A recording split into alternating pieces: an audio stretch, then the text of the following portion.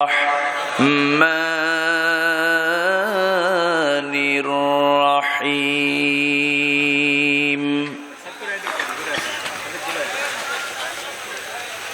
إن الذين يتلون كتاب الله وأقاموا الصلاة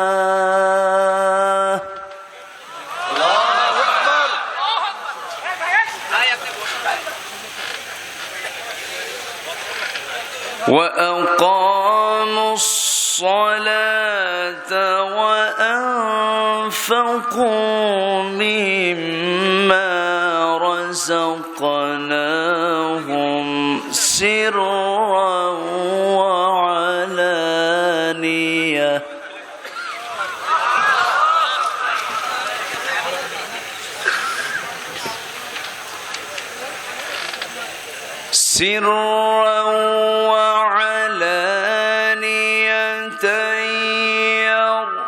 يرجون تجارة لن تبور. الله أكبر.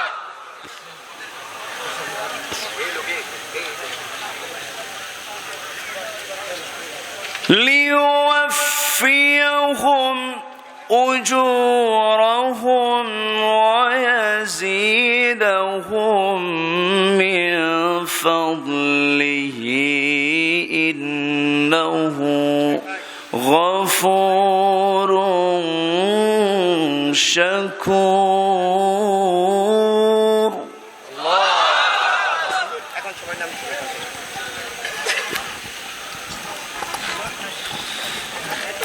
الله أكبر. بسم الله الرحمن الرحيم.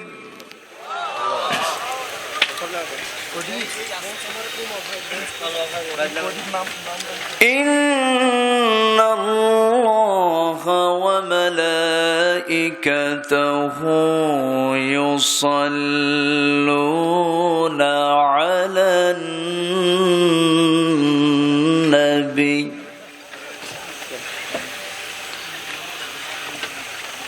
يا أيها الذين آمنوا صلوا عليه وسلموا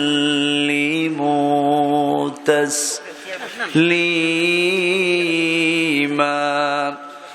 اللهم আওয়াজ হচ্ছে, ফ্যানটা বন্ধ করে দেবেন। নড়াচড়া করে যাবে না, এটা নড়ে তো।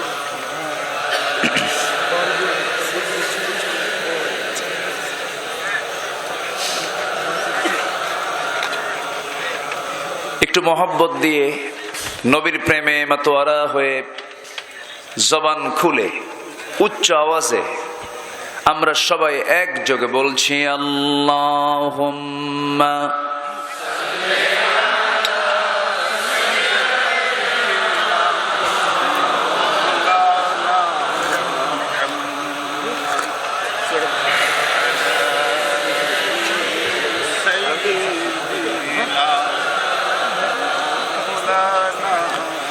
محمد سيد الكونين والثقلين والفريقين من عرب ومن عجم. اللهم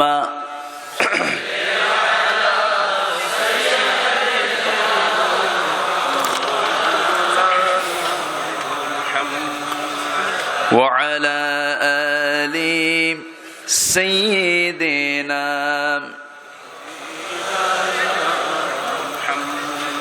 সবাই বলুন বালাগাল উলা বিকামালিহি কাশাফাত তুজা বিজামালিহি حسنت جميع خصاله صلوا سراج الملة تمهي فخر دو عالم دلبار مولا ہو شریف الانبیاء نسخاب کل ادیان دیگر ہو بلغ العلا بکمالہ کشف التجا بجمالہ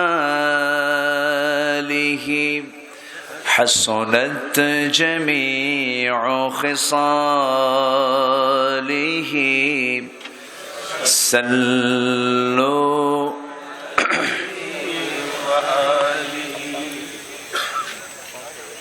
শ্রেষ্ঠ সন্তান শিক্ষক মণ্ডলী, জাতির বিবেক সাংবাদিক বৃন্দ, প্রশাসনের দায়িত্ব নিয়োজিত কর্মকর্তাবৃন্দ, সামনে উপস্থিত আজকের এই অনুষ্ঠানের প্রধান আকর্ষণ, যাদেরকে নিয়ে আজকের এই সাজানো একটি বাগান,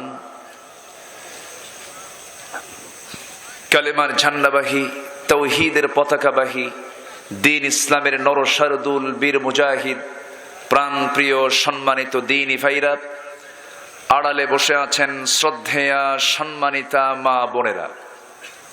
আলোচনার প্রথমেই, আলোচনার প্রারম্ভে আনুষ্ঠানিকতার মধ্য দিয়ে আমার পক্ষ থেকে আবারও দিল খোলা সালাম, আসসালামু আলাইকুম ওয়া রাহমাতুল্লাহি তাআলা ওয়া বারাকাতুহু। সবাই কেমন আছেন? আমাকেও প্রশ্ন করেছেন, আমিও আলহামদুলিল্লাহ ভালো আছি। ভালো আছি, এটাই তো চরম পাওয়া। এর চেয়ে বড় পাওয়ার কিছু নাই দুনিয়াতে। একটা মানুষের নামে গোটা দুনিয়া দলিল হলো, গোটা দুনিয়াটা তার নামে দলিল হয়ে গেছে, কিন্তু ক্যান্সার। সে কি চাবে? দুনিয়া চাবে না সুস্থতা চাবে? সুস্থতা। তো আমরা সুস্থ আছি, আমরা নিরাপদে আছি, আমরা ভালো আছি। বলছি সবাই আলহামদুলিল্লাহ। চিৎকার মেরে বলছি আল্লাহুম্মা ইন্নী আসআলুকা আল হুদা ওয়াত তুকা ওয়াল আফাফা ওয়াল গিনা। একযোগে সবাই বলি আল্লাহুম্মা লাকা আসলামতু ওয়া বিকা আমানতু ওয়া আলাইকা তাওয়াক্কালতু ওয়া ইলাইকা আনাবতু ওয়া বিকা খাসামতু। আমরা আল্লাহ তাআলার শুকর আদায় করে নিলাম। সম্মানিত হাজিরিন, আমরা এখানে যে হাজিরা দিতে এসেছি, মূলত কোনো ব্যক্তির মস্তিষ্ক প্রসূত মন গড়া কোনো কথা শোনার জন্য নয়। এসেছি শ্রেষ্ঠ কালাম। কার কালাম? খায়রুল কালামি কালামুল্লাহ। শ্রেষ্ঠ কথা কার কথা? আল্লাহর কথা কোন কিতাবে আছে? কোরআনে আছে। সেই কোরআন শোনার জন্য আমরা এসেছি। আমরা বড়ই ভাগ্যবান, বলি আলহামদুলিল্লাহ। পৃথিবীতে সেই লোকটাই শ্রেষ্ঠ, আমার রাসূল বলেছেন, যে নিজে কোরআন শিখে এবং অপরকে শিখায়।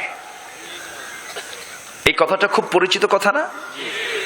খায়রুকুম মান তাআল্লামাল কুরআনা ওয়া আল্লামাহ। যে নিজে কোরআন শিখলো, যে নিজে কোরআনের ইলম অর্জন করলো এবং অন্যকে এই ইলমটা শিখায় দিল। তাআল্লাম মানে এই কিতাবের জ্ঞান যে নিজে হাসিল করলো এবং অন্যকে এই জ্ঞান পৌঁছে দিল, তাকেও শিখালো, শিখলো, শিখালো, সেই হচ্ছে পৃথিবীর শ্রেষ্ঠ মানুষ। জোরে বলে সুবহানাল্লাহ। তো আমরা এমন একটা বৈঠকে এসেছি, আমরা খুব বরকতপূর্ণ একটি জায়গায়। আমরা বসে আছি। আমরা এই মুহূর্তে যে জমিনে বসে আছে সেই জমিনটা হয়ে গেছে জান্নাতের টুকরা। বলি আলহামদুলিল্লাহ। তাহলে আমাদের কোনো টেনশন আছে?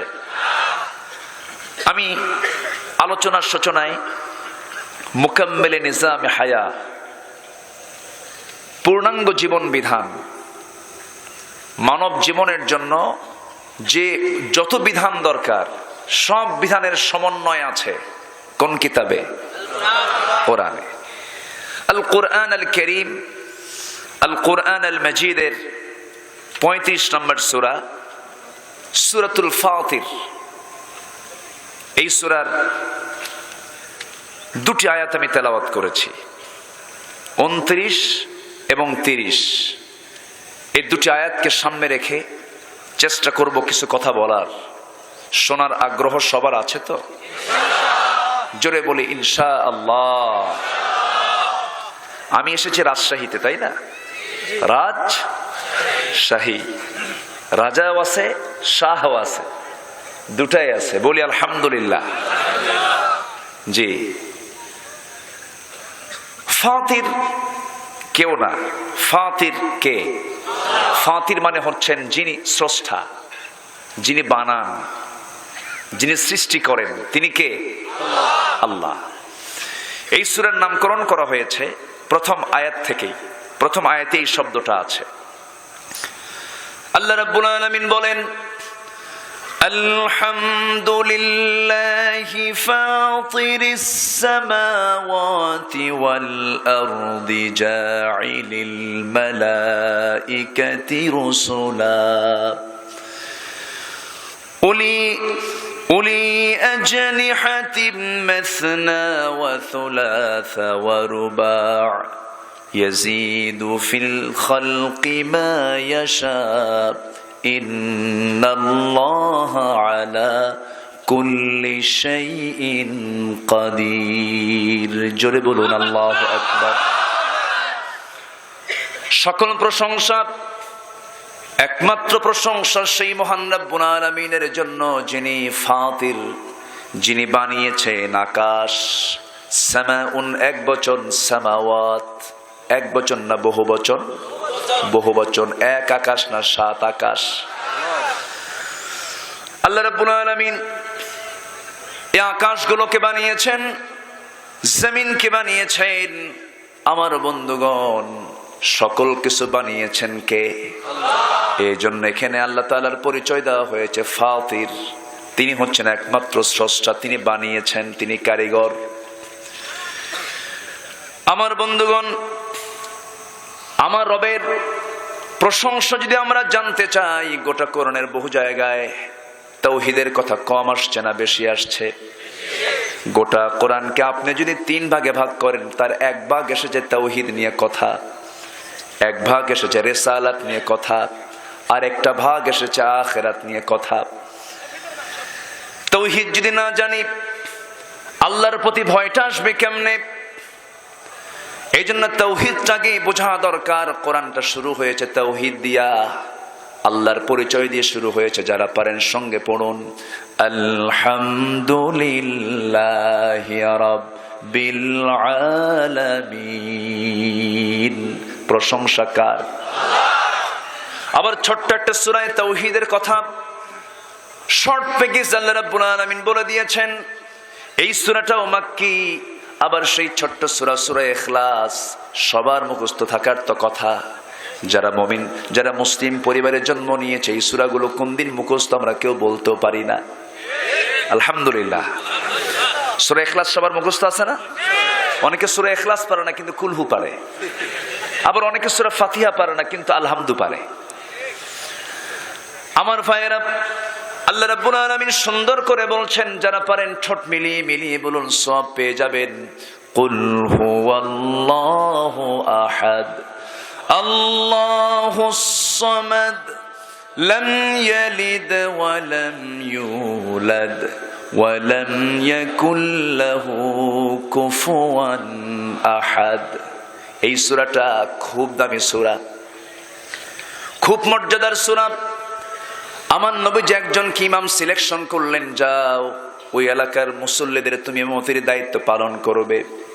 নামাজের দায়িত্ব তিনি পেলেন, কিন্তু প্রত্যেকটা ওয়াক্তে তিনি সূরা ইখলাস দিয়ে নামাজ শেষ করেন। প্রত্যেকটা ওয়াক্তে সূরা ইখলাস, ফাতিহার সাথে সূরা ইখলাস। সমস্ত মুসল্লিদের ক্লেম চলে এলো নবীর কাছে, সবাই এসে বলছেন, ইয়া রাসূলুল্লাহ, এমন একজন ইমাম দিলেন শুধু সূরা ইখলাস দিয়ে নামাজ শেষ করা, আর কি কোনো সূরা নাই নাকি? আমার নবীজি তাকে ডাক দিলেন, ডাক দিয়ে বলছেন, সাহাবী তুমি সূরা ইখলাসটা কেন বারবার পড়ছো, আর কি অন্য কোনো সূরা নাই? সাহাবী কাঁদতে কাঁদতে বলছেন, ইয়া রাসূলুল্লাহ, তাওহীদের যত গন্ধ পাই সূরা ইখলাসের মধ্যে পেয়ে যায়। এর চাইতে মজার, এর চাইতে আল্লাহর পরিচয় পাওয়ার মতো উন্নত কোন আয়াত আমার চোখে পড়ে না। আমার কাছে এটাই দামি মনে হয়, এই জন্য আমি ঘন ঘন এই সূরাটাই পড়ি। আমার ভাইয়ের রাসূল বললেন, শোনো সাহাবী, তোমার সঙ্গে আমিও একমত, কারণ গোটা কোরআনের 3 ভাগের 1 ভাগ হলো সূরা ইখলাস। যদি কোনো বান্দা ঘুমানোর পূর্বে সূরা ইখলাস 3টি বার সুন্দর করে তেলাওয়াত করে যদি ঘুমিয়ে পড়ে, গোটা কোরআন খতমের সমান সওয়াব তার আমলনামে আমার আল্লাহ দিয়ে দেন। দেখছেন, ছোট্ট সূরা, কিন্তু এর বরকত কম না বেশি? আসতে বলবেন না, বরকত কম না বেশি? বেশি। কেন বেশি? কি জন্য বেশি? যিনি আমার রব, সেই রবের প্রশংসা করলে তিনি তো আমার প্রতি বেশি খুশি হবেন। আমাকে যিনি বানিয়েছেন তার প্রশংসা করলে তিনি বেশি খুশি হবেন। আমার ভাইয়েরা, আল্লাহ রাব্বুল আলামিন বলছেন, বান্দারে তুই আমার প্রশংসা করবে, এই জন্যই তোকে আমি দুনিয়াতে পাঠিয়েছি। আল্লাহ রাব্বুল আলামিন এক জায়গায় ধমক দিয়ে বলছেন, লা ইন শাকারতুম লা আযীদান্নাকুম ওয়া লা ইন কাফারতুম ইন্না আযাবি লাশাদীদ। শুকরে নিয়ামত, নিয়ামতাত আসফুন কুনাত, কুফরে নিয়ামত, নিয়ামতাত বীরুন কুনাত। শুকর যদি আদায় করতে পারো, নিয়ামতের ভান্ডার তোমার জন্য খুলে খুলে দেব। আর যদি শুকর আদায় করতে ব্যর্থ হয়ে যাও, জেনে রেখে দিও, আমার চাইতে বেশি শাস্তি আর কেউ দিতে পারে। সবচেয়ে বড় শাস্তিদাতা কে? সবচেয়ে বড় ক্ষমাশীল কে? সবচেয়ে বড় উদার কে? রহমান কে? রহিম কে? পৃথিবীর কেউ কি রহমান হতে পারে নাকি? পৃথিবীর কেউ কি রহিম হতে পারে নাকি? আমার আল্লাহ কেন রহমান, আমার আল্লাহ কেন রহিম, এই শব্দগুলোর ব্যাখ্যা দিতে গেলে ঘন্টার পর ঘন্টা লেগে যাবে। 5 দিন হলে ভালো হয়। একটানা 5 দিন কথা বললে মন খুলে কথা বলা যায়। একটা সূরাকে সামনে রেখে সময় তো খুবই অল্প সময়, অল্প সময় নিয়ে আমরা বসেছি। আমার ভাইয়েরা, আমার বন্ধুগণ, আল্লাহ রাব্বুল আলামিন বান্দাকে জাহান্নাম দিতে চান নাই বলেই বান্দার রাস্তা দেখানোর জন্য কোন কিতাবটা দিয়েছেন? কোরআনটা দিয়েছেন। কোরআনটা, এই রাস্তা, কোরআনের ভিতরে রাস্তা খুঁজে পেলে পরে জান্নাত পেতে কষ্ট হবে নাকি? জান্নাত পেতে কষ্ট হবে না। তবে জান্নাত পাওয়ার জন্য সারেন্ডার করতে হবে আল্লাহর কাছে, বান্দা হয়ে যেতে হবে কার? ইয়া আইয়াতুহান নাফসুল মুতমাইন্নাতু রজিই ইলা রাব্বিকি রাদিয়াতাম মারদিয়াহ ফাদখুলি ফি ইবাদি ওয়াদখুলি জান্নাতি। জোরে বলুন আল্লাহু আকবার। শর্ত হলো গোলাম হয়ে যাব কার? ইবাদত করব কার? গোলামটা হব আমরা অবাধ্য না বাধ্য? অবাধ্য না বাধ্য? অনুগত গোলাম হতে হবে, ইত্তেবা করতে হবে, অনুসরণ করতে হবে। আবার আল্লাহকে সরাসরি পাওয়া যাবে না। আল্লাহকে পেতে হলে একজন ভায়া লাগবে, তিনি হচ্ছেন মুহাম্মদ সাল্লাল্লাহু, মুহাম্মদ সাল্লাল্লাহু। কোরআনের সাথে আমার নবীর, কোরআনের সাথে আমার নবীর সম্পর্ক আছে না নাই? আসতে বলবেন না, আছে না নাই? কোরআন হলো থিওরিক্যাল, আর কোরআনের প্র্যাকটিক্যাল হলেন আমার নবী মুহাম্মদ সাল্লাল্লাহু আলাইহি ওয়াসাল্লাম। কোরআনকে যদি কেউ প্র্যাকটিক্যাল দেখতে চায়, রাসূলকে দেখলেই হয়ে যাবে। আর কোরআন তো আল্লাহ রাব্বুল আলামিন দিয়ে দিয়েছেন সব কিছুর মধ্যে। আল্লাহ রাব্বুল আলামিন বলে দিয়ে বান্দাকে বলছেন, বান্দা এটাকে তুমি ফলো করো। কোরআন পড়লে পরে ঈমান কমে না বাড়ে? আসতে বলবেন না, কমে না বাড়ে? শুধু বাড়ে না, অনেক বাড়ে, অনেক বাড়ে। আল্লাহ রাব্বুল আলামিন এই কিতাবের ভেতরে ঈমানদারদেরকে কিছু করণীয় কাজ করতে বলেছেন, যে কাজগুলো করা খুবই জরুরি, যে কাজগুলো করলে পরে বান্দা অনায়াসে জান্নাত পেয়ে যাবে। মোটামুটি গোটা কোরআনকে আমি যতটুকু জেনেছি, বোঝার চেষ্টা করেছি, মোটামুটি 40টা কাজ যদি কোনো বান্দা করতে পারে, অনুকরণীয় কাজ, করণীয় কাজ যদি করতে পারে, অনায়াসে জান্নাতে চলে যাবে, তাকে কেউ বাধা দিতে পারবে না। একটু আস্তে কোন সুবহানাল্লাহ। জান্নাত কাদের জন্য?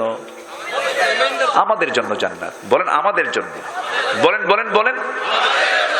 ঈমান আছে না? আছে তো ঈমান। ঈমান আছে কিনা বলেন? আচ্ছা, ঈমান আছে, এই কথাটা বিশ্বাস রাখতে হবে। আমার যে ঈমানের কি হলো, তাহলে ভাবতে হবে যে আমার মনে হয় কোনো একটা সমস্যা আছে। ঈমান আমার আছে, এই বিশ্বাস তখনই আসবে যখন বান্দার মধ্যে পরিপূর্ণ আনুগত্য থেকে যাবে আমার আল্লাহ তাআলার। এই জন্য ঈমানটাকে তরুতাজা রাখার জন্য সম্পর্ক রাখতে হবে এই কিতাবের সাথে সবচেয়ে কম না সবচেয়ে বেশি? সব আমাকে ঠকাতে পারে, কোরআন আমাকে ঠকাবে না। জোরে বলে সুবহানাল্লাহ। আমার বন্ধু আমাকে ঠকাতে পারে, আমার পিতাও আমাকে ঠকাতে পারে, আমার মা আমাকে ঠকাতে পারে, আমার প্রতিবেশী আমাকে ঠকাতে পারে, আমার নেতা আমাকে ঠকাতে পারে, আমার দল ঠকাতে পারে, কিন্তু কোরআন আমাকে ঠকাবে না। ঠিক কিনা? কোরআন কি ঠকাবে? লা তাদিল্লু মা তামাসসাকতুম বিহিমা। কখনো ঠকবে না, কখনো পথভ্রান্ত হবে না, পথভ্রষ্ট হবে না। কোরআনকে তুমি যদি আঁকড়ে ধরতে পারো, আও কামা ক্বালা আলাইহিস সালাতু ওয়াসসালাম, বলেছেন মুহাম্মদ সাল্লাল্লাহু আলাইহি ওয়াসাল্লাম, কোরআনকে আমরা ধরবো, দুর্বল করে না, শক্ত করে, শক্ত করে। আল্লাহ রাব্বুল আলামিন বলেন 40টা অনুকরণীয় কাজের ভিতরে 1 নাম্বার কাজ আমি ফাইন্ড আউট করছি। আল্লাহ রাব্বুল আলামিন বলেন, وَإِذَا مَا أُنْزِلَتْ سُورَةٌ فَمِنْهُمْ مَنْ يَقُولُ أَيُّكُمْ زَادَتْهُ هَذِهِ إِيمَانًا فَأَمَّا الَّذِينَ آمَنُوا فَزَادَتْهُمْ إِيمَانًا وَهُمْ يَسْتَبْشِرُونَ।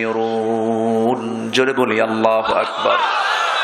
সূরাতুত তাওবা 124 নম্বর আয়াতে আল্লাহ রাব্বুল আলামিন বলছেন, বান্দারে কোরআন পড়বি তোর ঈমানটা বেড়ে যাবে। কার কথা? আসতে বলবেন না, কার কথা? কিন্তু কোরআন আজকে আমার দেশে পড়া হয় মরার আগে না মরার পরে? মরা লোককে শুনতে পায় নাকি? মরা লোক কেমন করে বুঝবে সে? জিন্দা লোকের জন্য কোরআন, লিউনজিরা মান কানা হাইয়া, জিন্দা লোকের জন্য কোরআন নাজিল হয়েছে। আর আমাদের মুমিন, আমরা যারা ঈমানের দাবি করি, তাদের জন্য 2 নাম্বার করণীয় কাজ হলো সর্বদা সৃষ্টির রহস্য নিয়ে আমরা চিন্তা করব। আমরা চিন্তাহীন হব না, চিন্তাশীল হব। বলেন চিন্তাহীন না চিন্তাশীল? গরু কি গরু? চিন্তাহীন। আল্লাহ তাকে চিন্তাহীন করে দুনিয়াতে পারে, ওর কোনো চিন্তা নাই, খায় ঝাড়ে। কি কথা কি বুঝতেছেন আপনারা? খায়, ছেড়ে দেয়, রাতের বেলা গোয়াল ঘরে ওঠে, মালিক বলে ডানে যায় ডানে যায়, বামে বলে বামে যায় বামে যায়। এই হলো গরুর কাজ। গরুর সামনে যদি কোনো যুবক যুবতী জেনার কাজে লিপ্ত হয়, গরু কি বলবে এই তোরা এখানে কোন কাম করিস? এরকম কিছু বলবে না। কেন বলবে না? ও চিন্তাহীন, ও বিবেক শূন্য। আল্লাহ তাকে ওরকম করে বানায় নাই। কিন্তু মানুষ কি বিবেকহীন? বিবেক দিয়েছেন কে? চিন্তাহীন না চিন্তাশীল? চিন্তাশীল করে আল্লাহ পাক পাঠিয়েছেন। এজন্য আমরা চিন্তাশীল হব। কিন্তু চোখের সামনে যুবক যুবতী কপত কপতি জোড়ায় জোড়ায়, পার্কের মোড়ে, গাছের গোড়ায়, এগুলো কি আমরা হামেশা দেখি না? কিছু কি কই? তাহলে গরু আর আমাদের মধ্যে তফাৎ কি? কি তফাৎ আমাদের? আজকে আমরা বিবেকহীন হয়ে পড়েছি, বিবেক শূন্য আমরা হয়ে পড়েছি। চোখের সামনে মাদক দ্রব্য নিয়ে, মদের বোতল নিয়ে থাকে, আমরা কেউ কিছু বলি না, ঠিক কিনা? আজকের সমাজে সবচেয়ে বড় জিহাদ হলো অশ্লীলতা বেহায়াপনার বিরুদ্ধে সংগ্রামে ঝাঁপিয়ে পড়া এবং সকল প্রকার মাদককে সমাজ থেকে নির্মূল করার আন্দোলন করা। অশ্লীলতা, বেহায়াপনা এবং মাদক দিয়ে আজকে সমাজ সয়লাব হয়ে গেছে। এগুলো কেন এগুলো দখল করে নিয়েছে? দখল করে নেওয়ার কারণ হচ্ছে সমাজে প্রকৃত কোরআনের চর্চা কি আছে? আসতে বলবেন না আছে? নাই। প্রকৃত গবেষণা কি আছে? কোনো গবেষণাও নাই। প্রকৃত যে গবেষণা, সেই গবেষণা নাই। সম্মানিত ভাইয়েরা, এজন্য আমরা একটু চিন্তাশীল হব, নিজেকে চেনার চেষ্টা করব। নিজেকে চেনার তুমি তৌফিক দাও খোদা, তোমাকে চেনার তুমি তৌফিক দাও। নিজেকে চেনার তুমি তৌফিক দাও খোদা, তোমাকে চেনার তুমি তৌফিক দাও। মান আরাফা নাফসাহ ফাকাদ আরাফা রাব্বাহ, যে নিজেকে চিনতে পেরেছে সে তার আল্লাহকে চিনতে পেরেছে। আমি তো আমাকে চিনলাম না এই পর্যন্ত। আমি কে? আমি কোথায় ছিলাম? আমি আছি কোথায়? আবার যাব কোথায়? বিচার আছে না নাই? আসতে বলবেন না, বিচার আছে না নাই? জুলুম করছো, অন্যায় করছো, ক্ষমতার মসনদ পেয়েছো, চেয়ারের মিসইউজ করছো, পৃথিবীর আদালতে বিচার না হলো সবচেয়ে বড় আদালত আখিরাত পড়ে আছে, ঠিক কিনা? সে আল্লাহ কি নাই? যিনি ফেরাউনকে আছে না ফেরাউনকে মেরেছেন কি দিয়া? পানি। মরণ। বেশি খাইলে মরে, বেশি খাইলে মরে। নমরুদকে মেরেছেন, বেশি কিছু লাগে নাই, কি? ন্যাংরা মশা। সে আল্লাহ তো নাই? আল্লাহর বাহিনী আছে না নাই? আল্লাহর ঘর ভাঙতে এসেছিল স্বৈরাচারী কায়দায় সম্রাট আব্রাহা, আসছিল না? আল্লাহ পাঠান নাই? বাহিনী পাঠান নাই? বাহিনীর নাম কি? আবাবিল, তয়রান আবাবিল। যুগে যুগে ইতিহাসগুলো আছে, কিন্তু আমরা ভুলে যাই। আমরা মনে করি আমি কি হনুরে, আমি কি হনুরে, আমি অনেক কিছু হয়ে গেছে। তুমি কিচ্ছু হও নাই। একটু সকালবেলা 8 বার পায়খানা করো, বউরে ডাক দিবা আম্মা এদিকে আসেন, হুঁশ থাকবে না, কিচ্ছু না। খুলিকাল ইনসানু দাঈফা, মানুষকে সৃষ্টি করা হয়েছে খুব দুর্বল করে, খুবই দুর্বল। আর সেই দুর্বল মানুষের অহংকার কি? রাস্তায় যখন চলে, ছেলেদের এখন পোশাকগুলো দেখেন না, দিন দিন আসতেছে ভালো পোশাক না ছেঁড়া পোশাক? ভালো পোশাক না তালি পোশাক? এখানে তালি, ওখানে ছেঁড়া। মনে হয় ইঁদুর খেয়ে থুয়ে দিছে প্যান্ট, ঠিক কিনা? ইঁদুর খাওয়া প্যান্ট। মাথার চুলগুলো দেখছেন তো? এখন কিন্তু চুল আর এইদিকে নাই, পিছনেও নাই। হ্যাঁ, এদিকে চুল নাই, পিছনেও চুল নাই, মাথার উপরে গোল কইরা রেখে দিছে। আমি এটার নাম দিয়েছি কাউয়া কাঠি। এই হলো মাথার চুল। যখন বলি বাবা তুমি এই মডেলটা পাইছো কোথায়? কে মেসি, নেইমার, তুমি কি কুত্তা? এগুলো আছে না নাই? আছে না নাই?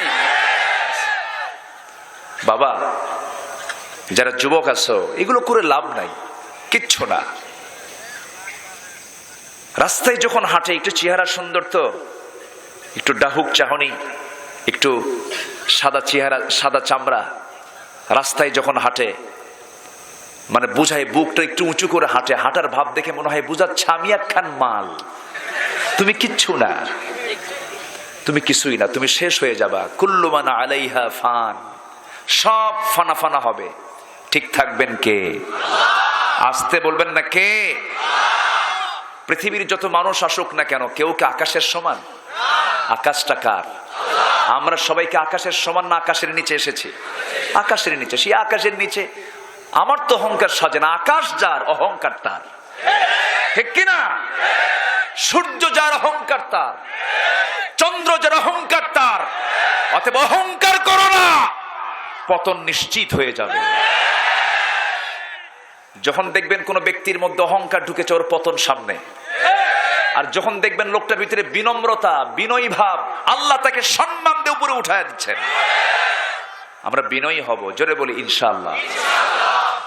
আল্লাহ রাব্বুল আলামিন বলেন, ওয়াইবাদুর রাহমানিল্লাযীনা ইয়ামশুনা আলাল আরদি হাওনা وَإِذَا خَاطَبَهُمُ الْجَاهِلُونَ قَالُوا سَلَامًا وَالَّذِينَ يَبِيتُونَ لِرَبِّهِمْ سُجَّدًا وَقِيَامًا وَالَّذِينَ يَقُولُونَ رَبَّنَا اصْرِفْ عَنَّا عَذَابَ جَهَنَّمَ إِنَّ عَذَابَهَا كَانَ غَرَامًا। জোরে বলুন আল্লাহু আকবার। রহমানের যারা বিনয়ী বান্দা হবে, ওই সমস্ত বান্দাগুলো জমিনে যখন চলবে নম্র ভদ্র হয়ে চলবে, হাসি খুশি ভাব নিয়ে চলবে, দম্ভ করে চলবে না। জমিনে চলা দেখেই মনে হবে এই বান্দাটা জান্নাতি। আর যখন রাত হয়ে যাবে, রাতের আধার যখন চলে আসবে, সূর্য যখন ঢেলে পড়বে, সেই সময় এশার নামাজ পড়ে একটু আরাম ফরমাবে, খাওয়া দাওয়া করবে। শেষ রাত যখন হয়ে যাবে, ওযু বানায়া শীতের ভিতরে নামাজে দাঁড়ায়া সেজদায় পড়ে পড়ে চোখের পানি ফেলে ফেলে কেন্দে আল্লাহর সাথে প্রেমের খেলা খেলবে রে। এটাই তো প্রকৃত বান্দার কাজ। এমন করেই তো প্রকৃত বান্দারা চলবে। কিন্তু আজ শেষ রাত্রে বিশ্বকাপ খেলা দেখার জন্য ওঠে, কিন্তু তাহাজ্জুদে ওঠে না। আসতে বলবেন না, আছে না নাই? ফজরের নামাজে জায়গা পায় না, কিন্তু বিশ্বকাপের তাহাজ্জুদে জায়গা পায়। আছে না নাই? অ্যালার্ম দেওয়া লাগবে না। কে বলেছে অ্যালার্ম দিয়ে ঘুম থেকে উঠতে হবে? না না, আল্লাহ রাব্বুল আলামিন প্রত্যেকটা বান্দার মাথার ভিতরে একটা স্থায়ী অ্যালার্ম দিয়ে রাখেন। তুমি যদি নিয়ত করো যে আমি আজকে ফজর নামাজ পড়বো, তোমার ব্রেনের মধ্যে আল্লাহ রাব্বুল আলামিন এক্সট্রা অ্যালার্ম দিয়েছেন। তুমি ঠিকই ঠিকই আপনি টের পেয়ে যাবা, জায়গা পেয়ে যাবা। তোমাকে সিদ্ধান্ত নিতে হবে যে আমি নামাজটা পড়বো। আমার ভাইয়েরা, এইরকম করে আমাকে আপনাকে জীবনটাকে সুন্দর করে সাজিয়ে ফেলতে হবে। মাদ-দুনিয়া ফিল আখিরাতি ইল্লা মিসলুন, আখিরাতের তুলনায় দুনিয়াটা কত ছোট। রাসূল সুন্দর করে একটা এক্সাম্পল দিলেন। তিনি সুন্দর করে বলছেন, আশারাব ইয়াজবা বিস-সাবাবা ফালইনজুর বিমা ইয়ারজি'। যদি কোনো বান্দা প্রশান্তের মাঝখানে, সাগরের মাঝখানে তার ছোট্ট আঙ্গুলটা ঢুকিয়ে দেওয়ার পর যখন আঙ্গুলটা উঠালো, আঙ্গুলটা উঠানোর সঙ্গে সঙ্গে তার আগায় যতটুকু পানি এলো, প্রশান্ত মহাসাগর মনে হয় টের পাবে যে আমার পানি কমছে। ঠিক তেমনি আখিরাতের তুলনায় দুনিয়াটা হলো ওইটুকু পরিমাণ পানির মতো। আখিরাত এত বড়, সেই আখিরাতের জীবনের জন্য আমার আপনার কিছু করণীয় কাজ আছে। কেবল আমি একটা করণীয় কাজের কথা বলেছি, আমরা কোরআন পড়বো নিয়মিত। জোরে বলি ইনশাআল্লাহ। নাম্বার 2 হলো আমরা চিন্তাহীন হব না, চিন্তাশীল হব। চিন্তাশীল হব। গরুর কোনো চিন্তা, ছাগলের কোনো চিন্তা, বাঘের কোনো চিন্তা, সিংহের কোনো চিন্তা, পাখির কোনো চিন্তা, পোকার কোনো চিন্তা, মাছির কোনো চিন্তা। এদের চিন্তাও নাই, বিবেকও নাই, এদের হিসাবও নাই, আখিরাতও নাই, পরকালও নাই। মানুষের চিন্তা আছে, বিবেক আছে, হিসাব আছে, বিচার আছে, জান্নাত আছে, জাহান্নাম আছে। এই জন্য আল্লাহ রাব্বুল আলামিন সুন্দর করে বলছেন, বান্দা তুমি চিন্তাশীল হবে। তুমি ইমানদার, তুমি কি করবে? আল্লাহ রাব্বুল আলামিন সূরা আলে ইমরানের 191 নম্বর আয়াত আল্লাহ রাব্বুল আলামিন বলছেন, আল্লাযীনা ইয়াযকুরুনাল্লাহা কিয়ামান ওয়া কুউদান ওয়া আলা জুনুবিহিম ওয়া يتفكرون في خلق السماوات والأرض ربنا ما خلقت هذا باطلا سبحانك فقنا عذاب النار জোরে বলি আল্লাহু আকবার। আমরা আল্লাহকে স্মরণ করব দাঁড়ায়া, বসে, শয়নে, স্বপনে জিকির করব কার? আস্তে জিকির করব কার? জিকির হবে কি দিয়া? আস্তে জিকির হবে কি দিয়া? কোরআন ছাড়া জিকির আমার দেশে আছে না নাই? কোরআন ছাড়া জিকিরও আছে। তোমাদের কোরআন হলো 30 পারা, আমাদের কোরআন 90 পারা। চিন্তা করা যায় কত বড় কিতাব ওদের। এরকম ভণ্ডামি আছে না নাই? আছে। নামাজ পড়ে না, নামাজ জিকির, কোরআন তেলাওয়াত জিকির, সুবহানাল্লাহ জিকির, আলহামদুলিল্লাহ জিকির, আল্লাহু আকবার জিকির, কিন্তু এগুলো একটাও নাই। ওদের জিকিরের ভাষাগুলো শুনলে মনে হয় শয়তান পারবে না। আছে না নাই? ওই সমস্ত জিকির কোন জিকির নয়, এগুলো ভণ্ডামি।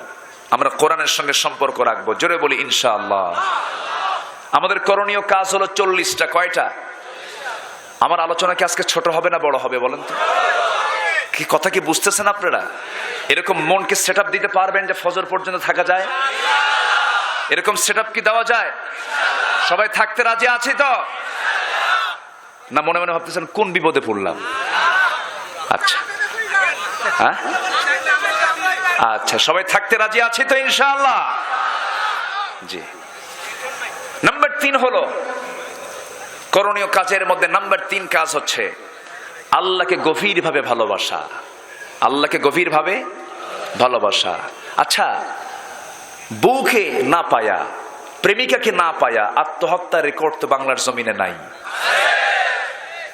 আচ্ছা, এগুলো কি লোক কি যাচ্ছে না আসতেছে? আসতেছে না?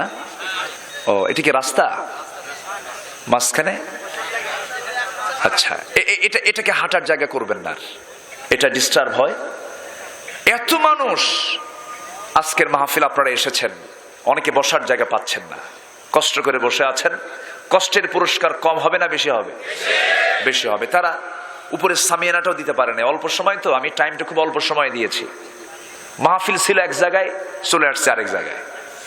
এখন তো আবার মাহফিল হতে নিয়া, মাহফিল কেন হবে, কে করবে, কারা করাচ্ছে, মেহমানকে, কমিটিকে, অতিথিকে, কোনো সমস্যা আছে কিনা, মানে এত প্রশ্ন।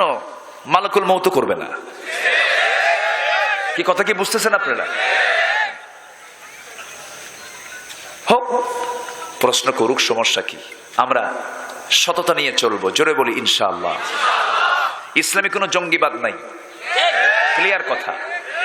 ইসলামে কোনো সন্ত্রাসদের স্থান নাই, ঠিক কিনা? আমরা এগুলোই বলে বেড়াই। আমাদের বুঝতে অনেকে ভুল করতে চায়, মানে টুপি আর দাড়ি তো জঙ্গির পোশাক বানায় দেয়, বোঝেন না? এই জন্যই সমস্যা। রাস্তায় বাসে উঠবেন, ট্রেনে উঠবেন, অথবা কোনো চেক আপ হবে, সে জায়গায় চেক আপ করতে গেলে আগে দাড়ি ছাড়ে না দাড়িওয়ালা। এগুলো কি মানে ইসলামকে হেয় করার জন্য একটা পক্ষ লেগে আছে। লেগে থাকুক, সমস্যা নেই, আমরাও আছি। আমরা আছি না? আমরা আছি না? আমার আল্লাহ ধরে না, ধরলে আল্লাহ ছাড়ে না। আল্লাহ ফেরাউনকে বাঁচিয়ে রেখেছিলেন 1600 বছর। কত বছর ধরছেন? কয়দিন ধরছেন? একদিন। আল্লাহ যখন ধরবে কোনো উপায় নাই, কোনো ছাড়াছাড়ি নাই। সম্মানিত ভাইয়েরা, আমার আল্লাহর ধৈর্য কি আমার আপনার মতো? অনেকে আল্লাহ তুমি কি একটু দেখো না, এত কিছু হয়ে যাচ্ছে, আল্লাহ দেখো তো। এরকম আছেন, এরকম বলার লোক আছেন। হতাশ হওয়া যাবে না। ইমানদার কখনো হতাশ হয় না। হতাশা আসে শয়তান থেকে। হতাশা আসে কার থেকে? শয়তান থেকে। ইমানদার কখনো হতাশ হয় না। চোখের সামনে কত লাশ পড়েছে আমার নবীর। বদর প্রান্তরে রাসূল 14 জন সাহাবীকে সারিবদ্ধ করে তাদের দাফন করলেন। নবী 70 জন সাহাবীকে উহুদের প্রান্তরে নিজের চাচা আমির হামজা সহ, আল্লাহু আকবার, আমার নবীজি যখন তার চাচাকে কবরস্থ করবেন সেই সময় বললেন, আমার চাচার কবরে আব্দুল্লাহ বিন জাহাশের লাশটাও দিয়ে দাও। সাহাবীরা বললেন, একই কবরে দুজনকে কেন? আমার নবীজি বলেন, সাহাবীরা একই কবরে দুজনকে এই জন্য দিতে বলতেছে কারণ আব্দুল্লাহ বিন জাহাশের যে শরীরের যে অবস্থা আর আমার চাচার অবস্থা প্রায় সেম এক। আমার চাচার বুক চিড়ে কলিজা বের করে কলিজাটাকে তারা টুকরো টুকরো করে ফেলে দিয়েছে। আমার চাচার কান কেটেছে, নাক কেটেছে, চোখগুলো তুলে নিয়েছে। আমার সাহাবী আব্দুল্লাহ বিন জাহাশের অবস্থা এমনটা হয়েছে কারণ আব্দুল্লাহ বিন জাহাশ উহুদের প্রান্তরে যাওয়ার পূর্বেই দোয়া করেছিলেন, আল্লাহ তাআলা উহুদের ময়দানে যাচ্ছি, আমি যেন প্রবল আক্রমণ করতে পারি বাতিলদের বিরুদ্ধে, এক পর্যায়ে যেন আমি শহীদ হয়ে যাই। আমি যেন শহীদ হয়ে যাওয়ার পরে কাফির মুশরিকরা যেন আমার কান কেটে নেয়, নাক কেটে নেয়, চোখটা তুলে নেয়, অঙ্গহানি করে ফেলে, হাত পা কেটে ফেলে, আর ওই অবস্থা আমি শাহাদাত বরণ করব কিয়ামতের দিন হাসরের ময়দানে। আমি ওই ক্ষত বিক্ষত নাক কাটা, কান কাটা, চোখ তোলা দেহ নিয়ে আল্লাহর সামনে হাজির হয়ে যাব। আল্লাহ সেই দিন বলবে, ফিমা যদি আনফুক ওয়া উদুনুক, তোর নাকটা কেন কাটা, তোর কানটা কেন কাটা? সেই সময় বলবো, ও আল্লাহ, তোমার দিন কায়েমের জন্য আমার আজকে এই অবস্থা হয়েছে, তোমার সন্তুষ্টির জন্য, তোমার জমিনে তোমার দিন কায়েমের জন্য।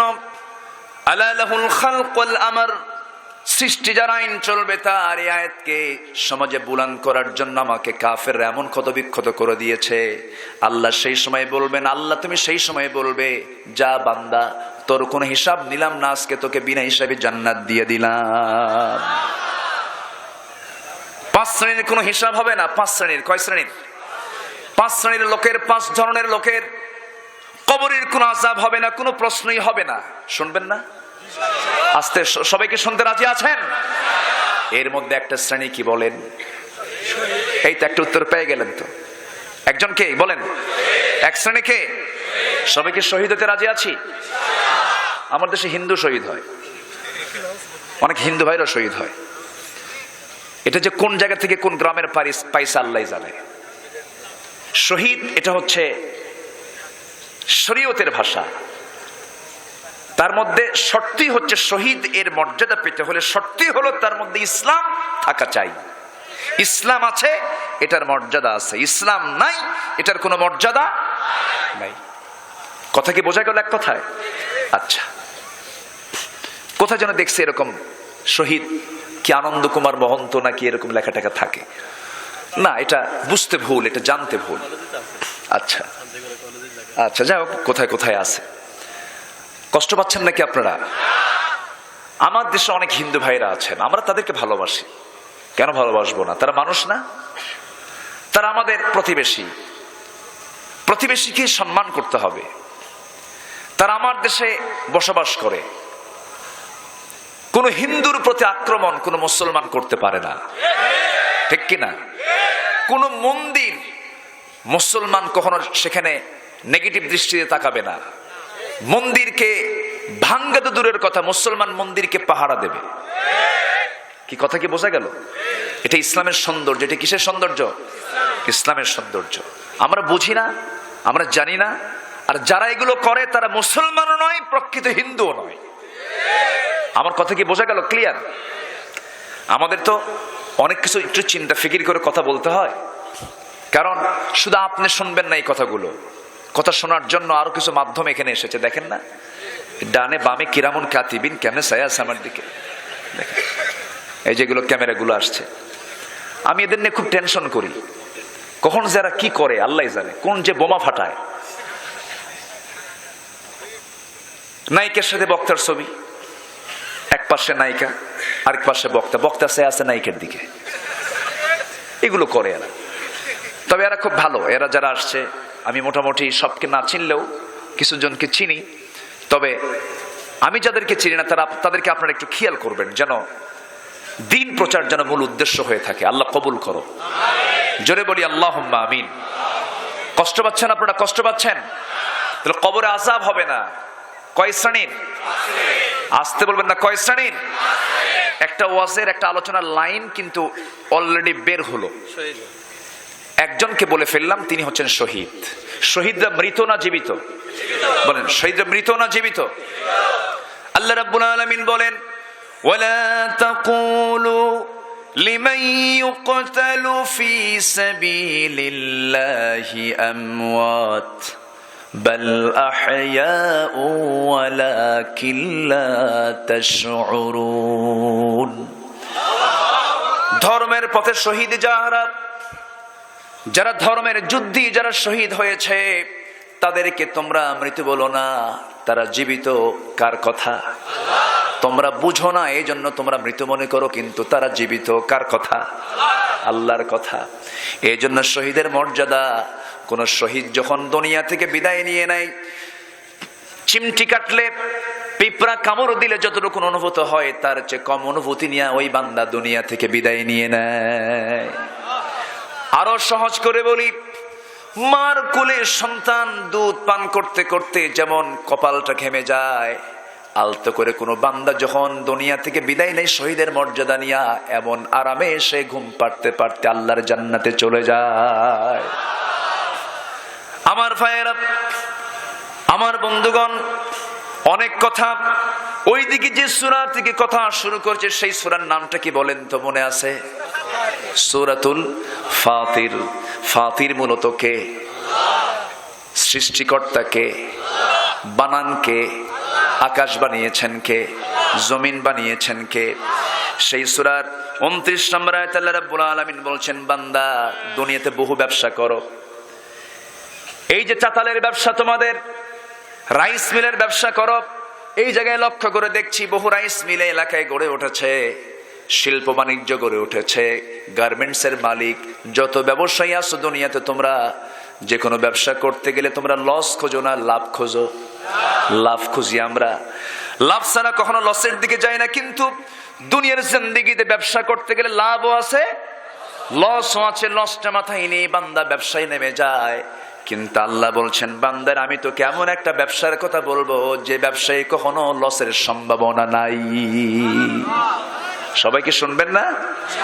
সব শুনে যাব আজকে। জোরে বলি ইনশাআল্লাহ। আমি আজকে খুব মজা পাচ্ছি, আমি আজকে খুব আনন্দ পাচ্ছি। কেন জানেন? আপনাদের এই চাঁদখানা মুখগুলো দেখে দেখে। বলি আলহামদুলিল্লাহ। আমি সব মাহফিলে বরকত পাওয়া যায় না, সব মাহফিলে একটা সুন্দর পরিবেশ পাওয়া যায় না। আমার কেন যেন আজকে মনে হচ্ছে আজকের এই মাহফিলটা যেন কবুল হয়ে যাচ্ছে। আল্লাহ তুমি মাহফিলকে কবুল করে নাও। জোরে বলি আমিন। সম্মানিত ভাইয়েরা, একটু মনোযোগ দিয়ে শুনি। আমরা লস করব না ভাই, লস করলে তো লস। আল্লাহ বলছেন, বান্দা লান তাবুর, লানে তাকিদ প্রয়োগ করে বলা হচ্ছে কখনো তোমার লস হবে না। তুমি 3টা কাজ করবা। কয়টা কাজ? আসতে বলো না, কয়টা কাজ? আযাব হবে না কয় শ্রেণীর? বলেছি কয়জনের কথা? আরো আছে কয়টা? করণীয় কাজ মুমিনের মোট কয়টা? 40টা। বলছি কয়টা? 3টা। বলছি কয়টা? 3টা। আরো আছে 37টা। শুনবো না? জি, আজকে ক্লাসটা খুব লম্বা হবে। হ্যাঁ, হবে হবে। জি, বলি ইনশাআল্লাহ। আমার পূর্বের ভাই রুহুল আমিন ভাই, জিহাদি, রুহুল আমিন জিহাদি, খুব ভালো। কি যেন একটা কবিতার ছন্দ মিলে লাগায়, আমিও আমিন উনিও আমিন। কি যেন উনি তো ছন্দ দিয়ে কথা বলতে পারেন। আল্লাহ এক একজনকে এক একটা যোগ্যতা দিয়ে দেয়, যে খুব ভালো। আল্লাহ তুমি আমি তো শুধু আমিন, আল আমিন, আর উনি রুহুল আমিন, আরো বড় কিছু। উনি অনেক সুন্দর সুন্দর কথা বলেছেন। বলি আলহামদুলিল্লাহ। এই যে ভাই, কি হলো আপনার? ফি মুশকিলা? হ্যাঁ, আচ্ছা, চাপ। ঠিক আছে, নিম্ন চাপ। জি, ঠিক আছে। আপনারা আবার কেউ কোনো চাপাচাপি করবেন নাকি? আবার না, কোনো চাপে নাই। আমরা এখন কোরআনের ধ্যানে থাকবো। জোরে বলি ইনশাআল্লাহ। আমরা ব্যবসায় লস করব না লাভ করব? দুনিয়ার ব্যবসা না আখিরাতের ব্যবসা? আখিরাতের ব্যবসা। আমাদের টার্গেট হবে জান্নাত। আমাদের টার্গেট কি? জান্নাত পেলে আর কিছু লাগে? আসির সালামের টার্গেট কি ছিল? বলেন কি টার্গেট ছিল? জান্নাত। রাজ দরবার তিনি চান নাই, রাজাকেও তিনি চান নাই, সম্পদকেও তিনি চান নাই, সন্তানদেরকেও তিনি চান নাই, দুনিয়ার কোনো পদ পদবি তিনি চান নাই। তিনি বলেছেন, ফেরাউন তুমি আমাকে যা করো সব আমি মাথা পেতে নিতে রাজি আছি, কিন্তু ঈমান বিক্রি করতে রাজি নাই। যেরকম সুবহানাল্লাহ, ঈমানটাকে আমি ছাড়তে পারবো না। ফেরাউন বলল, আসিয়া তাহলে তো বেকায়দা, তোমাকে মেরে ফেলবো, তোমাকে হত্যা করব। হুমকি দেওয়া হলো। তিনি বললেন, তাওরাত ছাড়বো না, মুসাকে ছাড়বো না, আল্লাহকে ছাড়বো না। সুবহানাল্লাহ, আরো জোরে সুবহানাল্লাহ। শেষ পর্যন্ত আসিয়াকে ফেরাউন কি বেঁচে রেখেছিল? না, নির্মম ভাবে পাশবিক কায়দায় তাকে শহীদ করেছিল। একজন বড় দৃষ্টান্ত হয়ে আছেন ইতিহাসে। আল্লাহ পাক আসিয়ার নামটা কোরআনের স্বর্ণাক্ষরে লিখে দিয়েছেন। জোরে বলে সুবহানাল্লাহ। তার নামটা আসে নাই, এসেছে ইমরাতা ফিরাউন। আল্লাহ পাক কোন নারীর নাম কোরআনে নেন নাই, শুধু একজন ছাড়া কোন নারীর নাম কোরআনে নেন নাই। আল্লাহ একজন নারীর নাম নিয়েছেন, উনি এটাও নেওয়া লাগতো না, কিন্তু নিতে হয়েছে। কেন জানেন? আল্লাহ তাআলা ওই মহিলার পেটে এমন একটা সন্তান দিয়েছিলেন যে সন্তানটার পিতার কোনো পরিচয় নাই, কিন্তু মা তো লাগবে। এখন মা ছাড়া উপায়। সেই মহিলার নাম কি? আল্লাহ সব তো ওয়াজ পারেন আপনারা, বলি আলহামদুলিল্লাহ। যে জোরে মরিয়ম বললেন, বাড়ি কি আশেপাশে নাকি? মরিয়মরা কি মাহফিলে আসছে? কই মরিয়মরা কই? এই পাশে মরিয়মরা আছে, বলি আলহামদুলিল্লাহ। এগুলো সব যারা আসছে সব দেশি মরিয়ম। সব কি মরিয়ম? দেশি। আসল মরিয়ম তো আসল জায়গায় আছে। আলহামদুলিল্লাহ বলেন। আসিয়া আলাইহিস সালাতু ওয়াস সালাম কি পুঁজি অর্জন করেছেন, যে পুঁজিতে কোনো লস ছিল না। আসিয়া আলাইহিস সালাতু ওয়াস সালাম সঙ্গে সঙ্গে ফেরাউনকে জানান দিলেন, ফেরাউন আমি জীবন দিতে প্রস্তুত, কিন্তু তোমার কাছে আমি মাথা পাততে পারবো না, মাথা নত করতে পারবো না। শেষ পর্যন্ত ফেরাউন করলো কি, লোকজনদেরকে হাজির করে বলল, লোহার চিরুনি নিয়ে আসো। লোহার চিরুনি দিয়া মাথা থেকে মাথার চামড়াগুলো চিরুনি দিয়ে টেনে হেঁচড়ে মাথার চামড়াগুলো টেনে টেনে পাড় দিকে নিয়ে আসা হচ্ছে। আসিয়া আলাইহিস সালাতু ওয়াস সালাম একটা বারের মতো ফেরাউনকে বললেন না, আমাকে বাঁচাও, এবং তিনি বাঁচতেও চাইলেন না। রক্তগুলো গড়ে গড়ে পড়ে শরীর থেকে। একজন মহিলা মানুষ আসিয়া আলাইহিস সালাতু ওয়াস সালাম সেই সময় কি সুন্দর দোয়া করছেন, রব্বিবনিলি ইনদাকা বাইতান ফিল জান্নাহ ওয়ানাজ্জিনি ফিরআউনা ওয়া আমালি। ও আল্লাহ, তুমি আমাকে তোমার কাছে তোমার নিকটে একটা ঘর দিবা জান্নাতের মধ্যে। তিনি কি সুন্দর করে দোয়া করলেন। তিনি আগে জান্নাত চাইলেন না, তিনি চাইলেন আল্লাহ তোমার কাছে আমি একটা ঘর চাই। যেরকম সুবহানাল্লাহ। জান্নাত পেলাম, কিন্তু আল্লাহকে সেই জান্নাতে পেলাম না। সেই জান্নাত আমার জন্য জাহান্নাম হয়ে যাবে। আর জাহান্নাম পেলাম, কিন্তু সেই জাহান্নামে আমার আল্লাহ আছেন, সেই জাহান্নামটা আমার জন্য জান্নাত হয়ে যাবে। তাহলে আমাদের আগে কাকে দরকার? আসতে বলবেন না, কাকে দরকার? আল্লাহকে গভীরভাবে আমরা ভালোবাসবো। জোরে বলি ইনশাআল্লাহ। কি সুন্দর দোয়া তিনি করলেন। আসিয়ার দোয়া কোরআনে আসলো।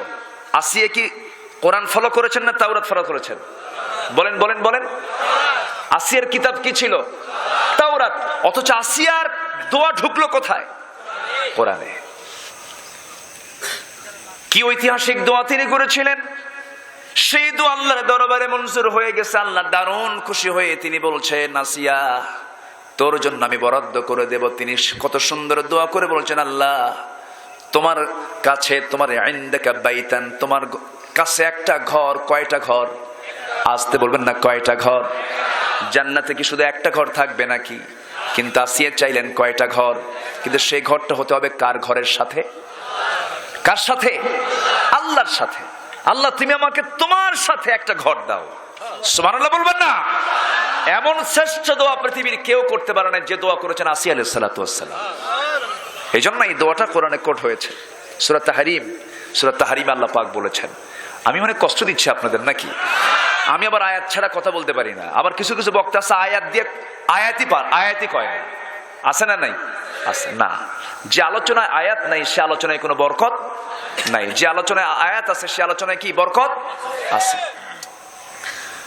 আমার ভাইয়েরা, আমার বন্ধুগণ, আসিয়া আলাইহিস সালাতু ওয়াস সালামকে আল্লাহ রাব্বুল আলামিন শহীদ হিসেবে কবুল করে নিলেন, যার কোনো বিচার হবে না, যার কোনো প্রশ্ন করা হবে না। এরকম করে যুগে যুগে পয়গম্বররা পর্যন্ত শাহাদাত বরণ করেছেন। জাকারিয়া আলাইহিস সালাতু ওয়াস সালামকে শহীদ করে দেওয়া হয়েছে, ইয়াহইয়া আলাইহিস সালাতু ওয়াস সালামকে শহীদ করে দেওয়া হয়েছে। এরকম করে বহু পয়গম্বরকে শহীদ করে দেওয়া হয়েছে। শহীদের দরজা সবচেয়ে বড় দরজা, এর চাইতে বড় দরজা আর নাই। জান্নাতের রাজপথ হলো শাহাদাতের পথ। জোরে বলি সুবহানাল্লাহ। আল্লাহ তুমি আমাদের এই পথে কবুল করে নাও, জোরে বলি আমিন। এখন হয়তো মনে হতে পারে হুজুর এই পথে আল্লাহ আমাদেরকে কবুল করবে কেমনে? আপনার তামান্না যদি থাকে আর আপনার মরণ যদি বিছানায় হয়, আল্লাহ পাক আপনাকে শহীদের দরজা দিয়ে দিবেন। জোরে বলি সুবহানাল্লাহ। ওয়া ইম্মা তাআলা ফিরাশিহি, রাসূল বলেছেন তোমার যদি তামান্না ঠিক থাকে শাহাদাতের, তোমার মৃত্যু যদি বিছানায় হয়, আমি তোমাকে শহীদের দরজা দিয়ে দিব। ছোট্ট একটা ইতিহাস মনে পড়লো, বলেই ফেলি, পরে হয়তো মনে নাও থাকতে পারে। একজন সাহাবী ইসলাম কবুল করেছেন। ইসলাম কবুল করার পরে ইসলাম কবুলের অ্যাকশনটা কি দেখেন। ওই সাহাবী মক্কা এবং মদিনার মাঝামাঝি একটা জায়গার একটা এলাকার তিনি নাগরিক। ইসলাম কবুল করার সঙ্গে সঙ্গে তার বাপ নাই, বাপ তার জন্মের পরপরই মারা গেছে। চাচার কাছে তিনি মানুষ হয়েছেন। চাচা তাকে ডাক দিয়ে বলল, আব্দুল্লাহ, শুনলাম তুমি নাকি ইসলাম কবুল করেছো। হ্যাঁ। চাচা আপনি শুনবেন কেন? আপনি শোনেন আমার মুখ থেকে আশহাদু আল্লা ইলাহা ইল্লাল্লাহ। এই লোকগুলো ওঠে কেন? কি সমস্যা? সমস্যা কি? আমি কি দোয়া করে দেবো নাকি? এরকম ওই যে দুই একজন করে যে ওঠে, না না, ওঠা যাবে না তো, একটু বস। এত মানুষের মাঝে দুই একজন লোক ওঠার সাহস করবেন না। এই তো আর কিছু সময় আমি কথা বলবো। তো আব্দুল্লাহ বলতেছেন, চাচা আর কিছু কোনো কথা আছে কি? চাচা বলতেছে, শুনলাম তুমি ইসলাম কবুল করেছো, তুমি কি জানো ইসলাম কবুলের ফলাফল কি হতে পারে? কে চাচা, হতে পারে এরকম কিছু যে আপনি আমার সমস্ত সম্পত্তি আপনি নিয়ে নিলেন। কে আমি নিয়ে নেব? কে নেন, অনায়াসে দিয়ে দিলাম, নেন। সব সম্পত্তি নিয়ে নিল। এবার বলতেছে, ভাতিজা শুধু সম্পত্তি নেব না, তোর পরনের জামাটা খোল। তিনি তার জামাটাও খুলে দিলেন। এবার বলতেছে, তোর লুঙ্গিটা খোল। লুঙ্গিটাও খুলে দিলেন। সম্পূর্ণ উলঙ্গ করে তাকে ঘর থেকে বের করে দেওয়া হলো। ব্যবসায়ী কি লস আছে? আসতে বলবো না, লস আছে। চক্ষু বন্ধ করে চোখের পানি ফেলতে ফেলতে দৌড় মারলেন মার দিকে। বাপ তো নাই। মার ঘরের সামনে দাঁড়ায় বলছে, মা আমার দিকে তুমি নজর দিও না, নজর দিলে তুমি লজ্জা পেয়ে যাবে। আমার গায়ে কোনো কাপড় চোপড় নেই, আমার সতরটা পর্যন্ত খুলে নিয়েছে আমার চাচা। আমার পরনের লুঙ্গিটাও রাখে নাই, সব সম্পত্তি আমার কাছ থেকে ছিনিয়ে নিয়েছে। আমি এতেও অখুশি নই, কারণ সবচেয়ে বড় দৌলত আখিরাতের ব্যবসা আমি লাভ করেছি। আমি ঈমানটা মজবুত রাখতে পেরেছি। বললেন, আম্মা আমি আর এই জায়গায় থাকবো না, আমি নবীর দরবারে চলে যাব। আমাকে ছোট্ট একটা চাদর দিয়ে দাও, একটা কাপড় দিয়ে দাও, সতরটা যেন ঢাকতে পারি। ছোট্ট একটা চাদর দেওয়া হলো। কোনো মতে তিনি তার সতরটা ঢাকলেন। ঢেকে তিনি করলেন কি, একটা দৌড় মারলেন। গোটা রাত দৌড়ে দৌড়ে মদিনায় গিয়ে পৌঁছলেন। মদিনায় পৌঁছার পর সকালবেলা হয়ে গেল। সেই সময় মদিনায় শীতকাল। মদিনায় 1 থেকে 2 মাস পর্যন্ত শীত থাকে, প্রচন্ড শীত। সেই শীতের ভিতরে থরথর করে কাঁপা সেই সাহাবী দরজায় গিয়ে নক করলেন।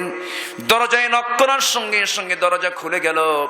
নবীজি তাকে দেখতে পেলেন। দেখার সঙ্গে সঙ্গে বলেন, যুবক তুমি এমন অবস্থা হয়েছে কেন? নবীজি আগে কিছু বললেন না। ওই অবস্থা দেখে তিনি সরাসরি ভিতরে চলে গেলেন। সুন্দর 2টা জুব্বা হাতের মধ্যে নিয়ে বলছেন, ও যুবক, এই যে জুব্বা তোমাকে আমি 2টা দিয়ে দিলাম, এবার বলছেন তোমার কি হয়েছে বলো। তিনি বলছেন, চাচা আমাকে বস্ত্রহীন করে ঘর বাড়ি থেকে আমাকে বের করে দিয়েছে, সমস্ত সম্পত্তি ছিনিয়ে নিয়েছে। আমার নবীজি মুস্কি হাসি মেরে বলেন, সাহাবী, ও যুবক, তোমার চাচা তোমাকে বস্ত্রহীন করলো, আর বিশ্ব নবী তোমার জন্য 2টা জুব্বার ব্যবস্থা করে দিল। সাহাবীর কলিজা ভরে গেল। এবার নবীজি বলছেন, সাহাবী, তোমার কোনো চাওয়া পাওয়া আছে নাকি বলো, আমি তোমার জন্য আল্লাহর কাছে চাবো, হাত উঁচু করে বলবো, তোমার জন্য দোয়া করব, তুমি কিছু চাও নাকি? তিনি বলছেন, ইয়া রাসূলুল্লাহ, আমার চাওয়া হলো যেই পথে দুনিয়া থেকে বিদায় হলে পরে কোনো হিসাব লাগবে না, আমি শহীদ হতে চাই। একটু আস্তে কোন সুবহানাল্লাহ। কি হতে চাই? শহীদ হতে চাই।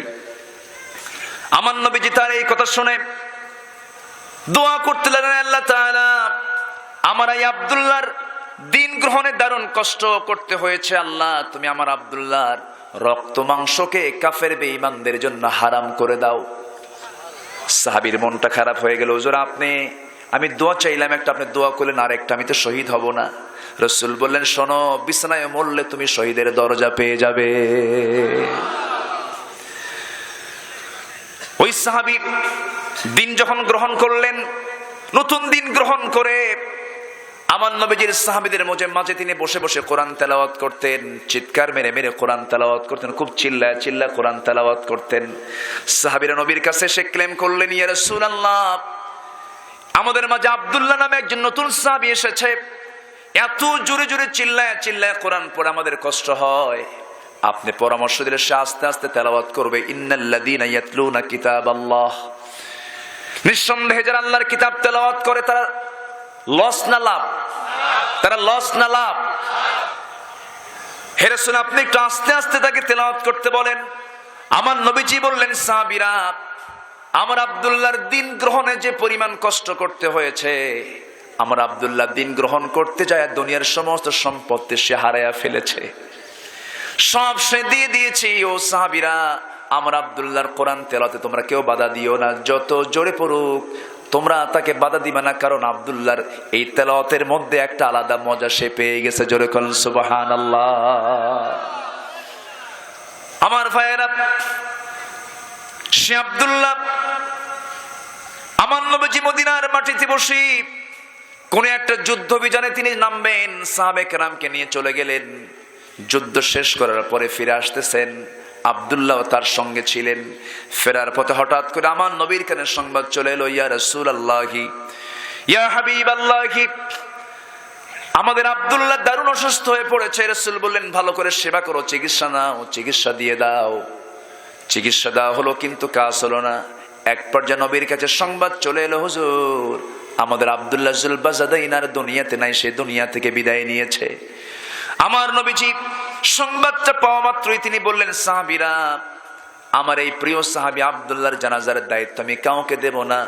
আব্দুল্লাহর জানাজা আমি নিজের দায়িত্বে নিজে ইমামতিতে আমি নামাজটা পড়াবো। জোরে কোন সুবহানাল্লাহ।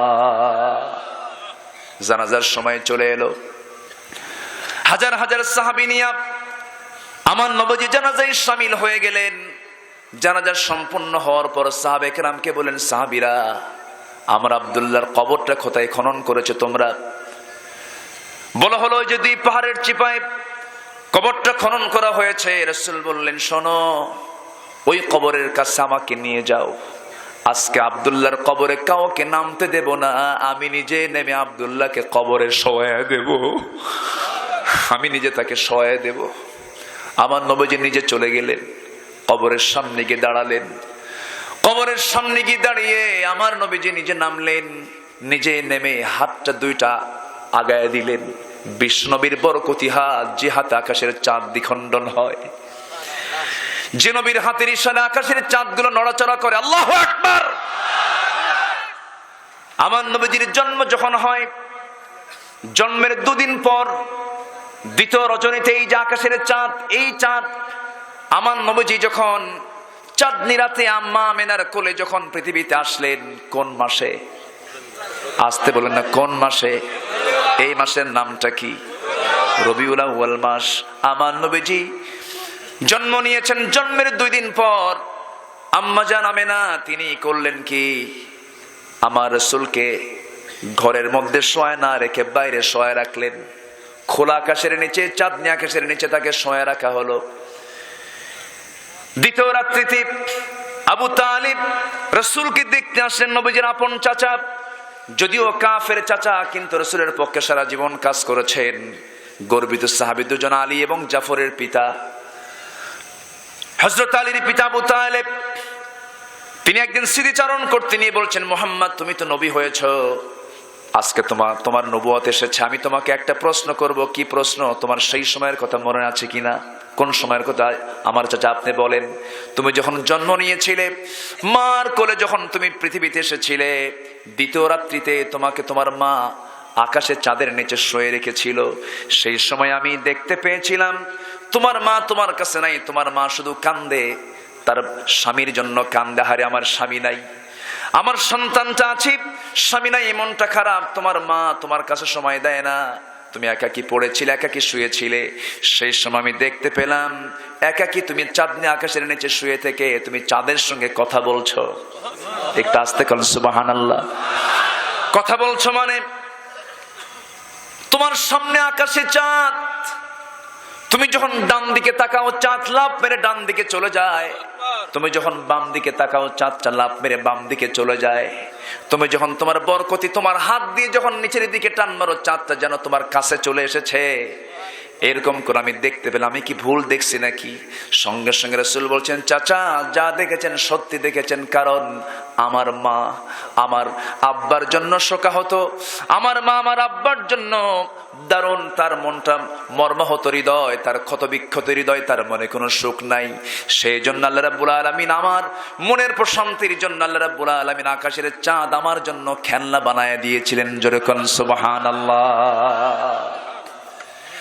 আমার ভাইয়েরা, আমার নবীজি সেই বরকতি হাতি কবরের মাটিতে নেমে বলছেন, ও সাহাবীরা, আমার আব্দুল্লাহকে তোমরা আমার হাতে তুলে দাও। যখন হাতে তুলে দেওয়া হলো, নবীজি কবরে নামলেন। এবার বলছেন, আমার আবু বকর তুমি ডানে নামো, আমার ওমর তুমি বামে নামো। পৃথিবীর সেরা 3জন মানুষ, আমার নবীর পরে স্থানটা কার? আবু বকর। আমার নবীর পরে স্থানটা কার? আর আবু বকরের পরে স্থানটা কার? ওমর রাদিয়াল্লাহু আনহুর। পৃথিবীর সেরা 3জন মানুষ একজন ব্যক্তির কবরে, সেই ব্যক্তির মানটা সম্মানটা কোথায় চলে যায়? আমার নবীজি কবরে নামলেন। সাইয়েদনা আবু বকর, সাইয়েদনা ওমর, 2জন 2 পাশে। আমার নবীজি বলছেন, আবু বকর মাথা ধরো, ওমর পা ধরো। আমার নবীজি আস্তে করে নামায় দিলেন। এই দৃশ্য সাহাবে কেরাম দেখতেছেন, হারে কত সৌভাগ্যবান আব্দুল্লাহ, আমার নবীজি তার কবরে নেমেছেন।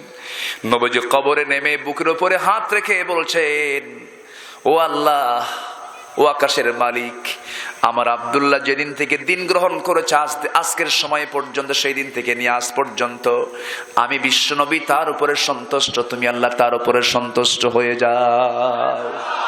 যেরকম সুবহানাল্লাহ। এই দোয়া যখন বারবার রাসূল করছিলেন, এমন সময় পাশে থেকে একজন সাহাবী সাদ ইবনে আবি ওয়াক্কাস রাদিয়াল্লাহু তাআলা আনহু, খুব দামি সাহাবী সাদ ইবনে আবি ওয়াক্কাস রাদিয়াল্লাহু তাআলা আনহু হতাশা নিয়ে চোখের পানি ফেলতে ফেলতে বলছেন, আল্লাহ তাআলা, আমার মতো পোড়া কপাল আর কে আছে? আজকে ওই কবরবাসীটা যদি ওই আব্দুল্লাহ না হয়ে আমি সাদ হতাম, আমার জীবনটা দারুণ ধন্য হয়ে যেত। জোরে কোন সুবহানাল্লাহ। আমার ভাইয়েরা, আমরা দুনিয়া চাই না আখিরাত চাই? আসতে বলবেন না, দুনিয়া চাই না আখিরাত চাই? আখিরাত যদি চাই, আখিরাতের লাইনে আমাকে আপনাকে চলতে হবে, আখিরাতের কাজগুলো আমাকে আপনাকে করতে হবে। আমি ব্যবসায়ী লস করতে যদি না চাই, লাভবান যদি হতে চাই, 3টা কাজ আমরা করব। ইন্নাল্লাযীনা ইয়াতলুনা কিতাবাল্লাহ। নাম্বার 1 হলো, যদি তুমি ব্যবসায়ী লস না করতে চাও, 1 নাম্বার হলো তুমি কোরআন তেলাওয়াত সুন্দর করে করবে। কার কথা? আসতে বলবেন না, কার কথা? আল্লাহর কিতাব তুমি সুন্দর করে পড়বে। একজন তাবিঈর কথা মনে হলো, উরওয়া ইবনে জুবাইর রাহমাতুল্লাহ আলাইহি। উরওয়া ইবনে জুবাইর বড় একজন তাবিঈ ছিলেন। বাবা হলেন জুবাইর ইবনুল আওয়াম, মা হচ্ছেন আসমা বিনতে আবু বকর। নানা হচ্ছেন আবু বকর সিদ্দিক রাদিয়াল্লাহু তাআলা আনহু, দাদি হচ্ছেন আমার নবীজির আত্মীয় ফুফু সাফিয়া বিনতে আব্দুল মুত্তালিব, খুব দামি পরিবার। উরওয়া ইবনে জুবাইর রাহমাতুল্লাহ আলাইহি, তার বাবা একজন বড় সাহাবী ছিলেন, প্রত্যেক নবীর হাওয়ারি ছিল। আমার নবীর হাওয়ারি ছিলেন জুবাইর ইবনুল আওয়াম। জোরে বলেন সুবহানাল্লাহ। হাওয়ারি মানে হলো ধোপা। হাওয়ারি মানে কি? ধোপা। এই এলাকার নাম কি? এটা কোরআনে আছে। আলহামদুলিল্লাহ। খালি কোরআনের তাফসীর করতে আসিনি তো, এই গ্রামের তাফসীরও করতে আসছি। বলি আলহামদুলিল্লাহ। কি কষ্ট পাচ্ছেন নাকি আপনারা? এই এলাকার নাম কি? ধোপা পাড়া। মানে এখানে ধোপা আছে। থামেন, ধোপা থাকাই তো বরকত। قال الحواريون নাকি আছে না? আয়াত আছে না? নাহনু আনসারুল্লাহ। বিশাল একটা আলোচনা আছে। ঈসা আলাইহিস সালামের সময় কিছু হাওয়ারি ধোপাওয়ালা ছিল, যারা আল্লাহওয়ালা ছিলেন। ধোপাওয়ালা কি ছিল? আল্লাহওয়ালা ছিল। ধোপাওয়ালা তাহলে কি হয়? আল্লাহওয়ালা হয়। আল্লাহ তুমি এই ধোপা পাড়াকে আল্লাহওয়ালা বানাও। আমিন। এত আস্তে আমিন কয়, আরো জোরে কোন। আর যে যায় তারে ধরেন। আশ্চর্য কথা। ওঠেন কেন? এটা কি? ওটা কি বাবা? বসো, দোয়া করে দেই নাকি? 40টা না? জি, জোরে বলি ইনশাআল্লাহ। কোনো ভয় নেই আপনাদের। হ্যাঁ, এটা আছে তো, সমস্যা নেই, এটা মাথায় আছে। আমি কি শেষ করে দেব? চালাবো ইনশাআল্লাহ। জোরে বলি ইনশাআল্লাহ। উরওয়া ইবনে জুবাইর রাহমাতুল্লাহ আলাইহি, তার বাবা আশারে মুবাশশারের একজন সাহাবী। সুবহানাল্লাহ বলেন। দুনিয়াতে জান্নাতের সংবাদ পাইছেন কয়জন সাহাবী? এর মধ্যে একজন হচ্ছেন ওই তাবির বাবা উরওয়া ইবনে জুবাইর। তার বাবা হচ্ছেন জুবাইর ইবনুল আওয়াম রাদিয়াল্লাহু তাআলা আনহু। আমার নবীজির ভাইরাও ছিলেন। আমার নবীজির কি ছিলেন? ভাইরা। মানে বড় বোনকে তিনি বিয়ে করেছিলেন, আর তার ছোট বোন হচ্ছেন আম্মা জান আয়েশা সিদ্দিক রাদিয়াল্লাহু তাআলা আনহা। সব দিক থেকে সম্ভ্রান্ত পরিবারের সন্তান ছিলেন উরওয়া ইবনে জুবাইর রাহমাতুল্লাহ আলাইহি। এই তাবির একটা নিয়মিত আমল ছিল। সে আমলটা হলো প্রত্যেক দিনের বেলা তিনি কোরআন তেলাওয়াত করতেন। কোরআন দেখে 7.5 পারা। মনে হয় কম হয়ে গেছে, একটু আস্তে বলেন সুবহানাল্লাহ। কত পারা? 7.5 পারা দিনে। আর রাতের বেলা তিনি নামাজে দাঁড়ায়া নামাজের মধ্যে তেলাওয়াত করতেন 7.5 পারা। তাহলে মোট কয় পারা হলো? 15 পারা তার তেলাওয়াতে যেত। এই আমলটা তিনি করেছেন সারা জীবন, মৃত্যুর দিন পর্যন্ত। শুধু একদিন বাদ পড়ছে। কয়দিন বলেন? কয়দিন? আর আমরা ভাবি আল্লাহ তুমি আমার জান্নাত দিবে না। এতই সস্তা জান্নাত।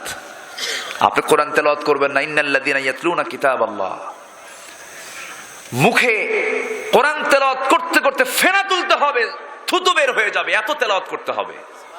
আল্লাহু আকবার বলেন। একদিন তার তেলাওয়াত বাদ গেল। কোন দিন?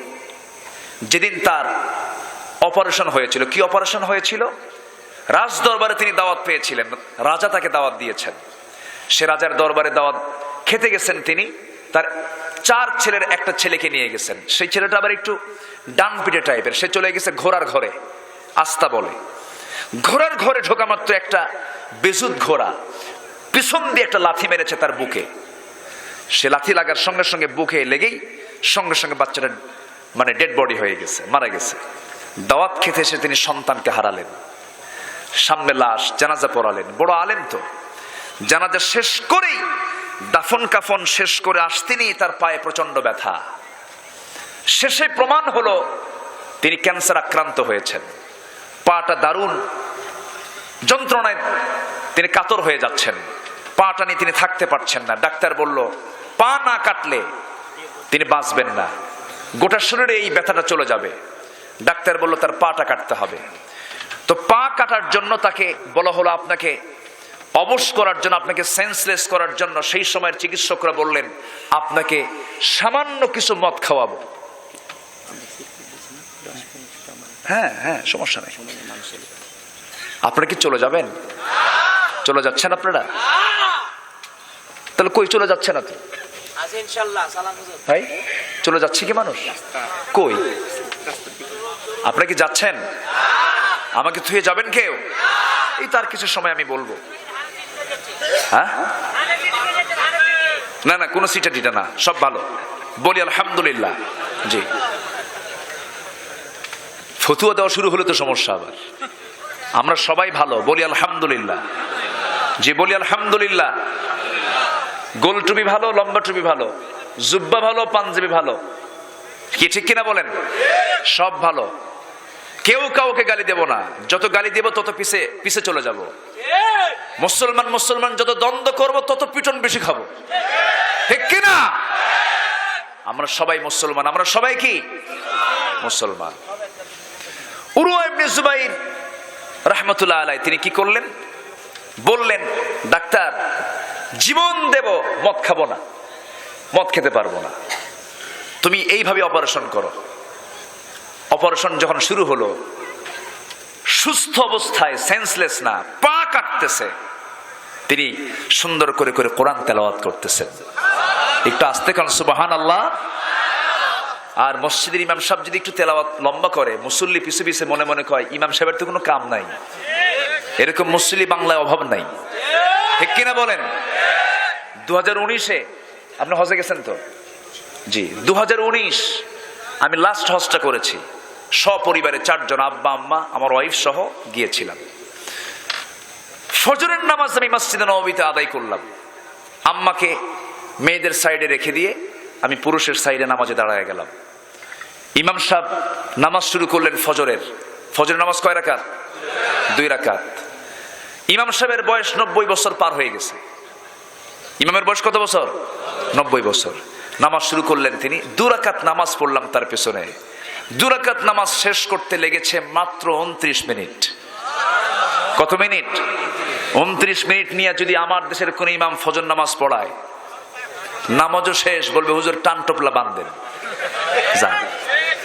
আমি কি ভুল বলতেছি? এই হচ্ছে আমার দেশের নামাজের আর তেলাওয়াতের দশা। নামাজে যদি আপনি তেলাওয়াতে মজা না পান, ভাববেন যে আপনার ইমানটার ভিতরে কিছু ভেজাল ঢুকছে, ঠিক কিনা? মাহফিলে এসে যদি আপনার বসার ভিতরে যদি মনে হয় উঠবো কখন ভাবতে হবে আপনার মধ্যেও কিছু ভেজাল আছে। বসেন, মাহফিল আসছেন তো, কষ্ট হবে, ধৈর্য ধরে বসতে হবে। সওয়াব দিবেন কে? আস্তে সওয়াব দিবেন কে? আল্লাহ। আমার ভাইয়েরা, অপারেশন হচ্ছে সুস্থ অবস্থায়, সেন্সলেস করা হয় নাই, সেন্স থাকা অবস্থায় অপারেশন হচ্ছিল। পা কেটে ফেলা হলো। যখন হাতটা কেটে ফেলা হবে, এমন সময় দেখা গেল আর সহ্য করতে পারলেন না, সেন্সলেস হয়ে জমিনে পড়ে গেলেন। গরম তেল যখন দেওয়া হলো, সেই সময়ের চিকিৎসা শাস্ত্রে যা ছিল, সেন্সলেস হয়ে পড়ে গেলেন। বেশ কিছু সময় সেন্সলেস হয়ে পড়ে থাকার কারণে সেই দিনটা তিনি কোরআন তেলাওয়াত করতে পারেন নাই। বাকি 71 বছর জীবনের প্রত্যেকটা দিন রাত, প্রত্যেক দিন তিনি 15 পারা করে কোরআন তিনি তেলাওয়াত করতেন আর নামাজ পড়তেন। জোরে বলেন সুবহানাল্লাহ। এই আমলকে ছেড়ে দেব? এই আমলকে আমরা করবো না ইনশাআল্লাহ?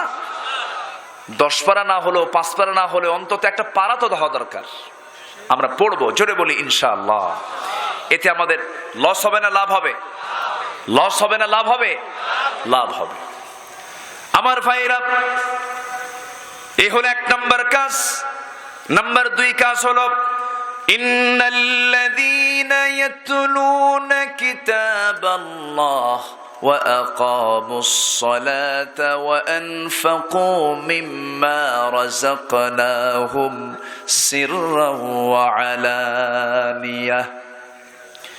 আল্লাহ রাব্বুল আলামিন বলেন, নিঃসন্দেহে যারা আল্লাহর কালাম তেলাওয়াত করবে আর নামাজ যারা কায়েম করবে, নামাজ কায়েম মানে হলো ব্যক্তিগত জীবনে নামাজকে সুন্দর করা, পারিবারিক জীবনে নামাজকে কায়েম করা, সমাজ জীবনে নামাজকে কায়েম করা, নিজের ব্যক্তিগত জীবনে এটা বাস্তবায়ন করা। এই কাজটা যারা করবে তাদের কোনো লস, তাদের কোনো লস। আমরা সবাই কি নামাজ পড়ি নাকি? সবাই কি নামাজ পড়ি? কয় ওয়াক্ত নামাজ? আসতে বলবেন না, কয় ওয়াক্ত নামাজ? কেউ কি নামাজ ছেড়ে দেব? সবাই কি এশার নামাজ পড়েছি? হ্যাঁ, আমাদেরকে এই সমস্ত খবর কি নেওয়ার দরকার আছে না? আচ্ছা, সবাইকে আমরা এশার নামাজ পড়েছি? ফজর পড়বো? সন্দেহ লাগে। সবাইকে ফজর পড়বো? ফজর এবং এশা যার ঠিক আছে সে হচ্ছে প্রকৃত মুসল্লি। ফজর এবং এশা যার জামাতে আছে গোটা রাত তার নফল নামাজের সোয়াবও আছে। জোরে বলি সুবহানাল্লাহ। আমরা নামাজকেও ছেড়ে দেব না, জোরে বলি ইনশাআল্লাহ। নামাজের মধ্যে মজা পেতে হবে। কি পেতে হবে? মজা পেতে হবে। নামাজকে কায়েম করতে হবে, নামাজের মধ্যে মজা পেতে হবে, যেমন করে সাহাবীরা পেয়েছেন। আমার বন্ধুগণ, একজন সাহাবী দুজন সাহাবীকে রাসূল সীমান্ত প্রহরায় দিয়েছেন। কি প্রহরায়? সীমান্ত প্রহরায়। ইসলামের রাস্তার সীমান্ত পাহারা যারা দেবে, কবরে তাদের কোনো প্রশ্ন হবে না, তাদের কোনো আযাব হবে না, আল্লাহ তাআলা তাদেরকে সরাসরি জান্নাত দিয়ে দিবেন। কয় শ্রেণীর কথা বলেছি? তার মধ্যে কয়টা গেল? দুইটা গেল। তার মধ্যে দুইটা গেল। যারা আমার আলোচনাগুলো শুনছেন বুঝতে পারতেছেন, সীমান্ত প্রহরায় ব্যক্তি, দিন ইসলামী রাষ্ট্রের সীমান্ত প্রহরারত ব্যক্তি কখনো জাহান্নাম পাবে না, তাকে কখনো প্রশ্ন করা হবে না, কবরের তার কোনো আযাব হবে না, কবরের ফিতনা থেকে সে বেঁচে যাবে। আমার ভাইরা, আমার বন্ধুগণ, আমার নবীজি দুজন সাহাবীকে দায়িত্ব দিলেন। দুজন সাহাবীর দায়িত্ব হলো সীমানা পাহারা দেওয়া, কোনো শত্রু আসলে তা মোকাবেলা করা। শেষ রাত হয়ে গেছে, তারা একজন বলতেছে আমি একটু অসুস্থ, আমি একটু ঘুমিয়ে পড়লাম, তুমি একটু পাহারা দাও। আম্মার ঘুমিয়ে পড়েছেন। আম্মার রাদিয়াল্লাহু তাআলা আনহু, আব্বাত তিনি জাগায় আছেন। আব্বাত মনে মনে চিন্তা করলেন এই গভীর রাতে কোনো সত্য